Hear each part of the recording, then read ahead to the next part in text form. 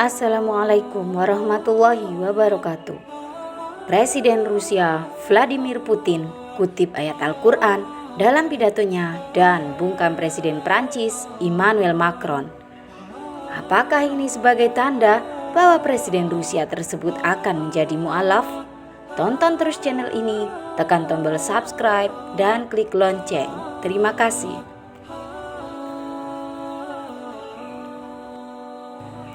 Presiden Rusia Vladimir Putin baru-baru ini diketahui mengutip ayat Al-Quran dalam sebuah pidatonya tentang persatuan. Putin juga menyinggung perihal melukai umat beragama lain dengan cara apapun, meskipun menggunakan dalih kebebasan berpendapat. Putin mengambil kutipan ayat Al-Quran dalam pidatonya untuk upacara memperingati Hari Persatuan Nasional Rusia pada 4 November lalu. Diadakan secara virtual, Vladimir Putin bacakan kutipan ayat Al-Quran kepada perwakilan dari berbagai agama di Rusia. Tidak hanya satu, Vladimir Putin bahkan mengutip hingga 2 ayat Al-Quran sekaligus untuk mendukung pidatonya. Dalam surat Asy-Syura ayat 23, Allah Subhanahu wa taala berfirman, "Itulah karunia yang dengan itu Allah menggembirakan hamba-hambanya yang beriman dan mengerjakan amal yang saleh.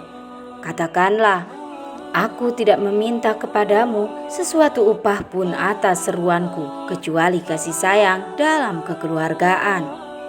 Dan siapa yang mengerjakan kebaikan akan kami tambahkan baginya kebaikan. Pada kebaikannya itu, sesungguhnya Allah Maha Pengampun lagi Maha mensyukuri." Selain itu, dia juga mengutip surat An-Nahl ayat 128.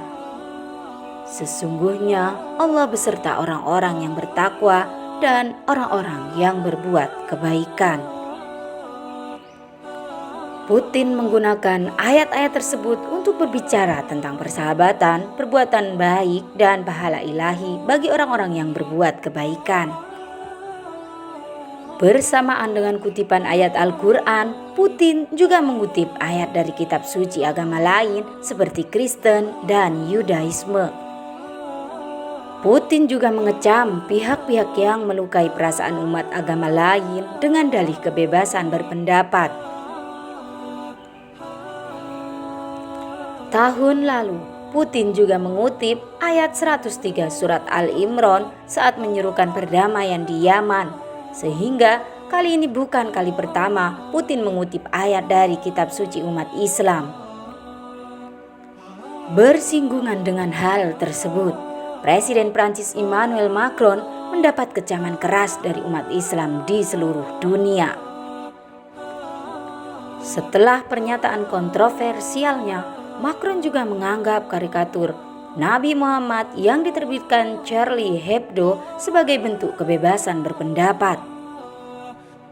Bagaimana menurut kalian? Apakah ini sebagai pertanda bahwa Presiden Rusia tersebut akan masuk Islam?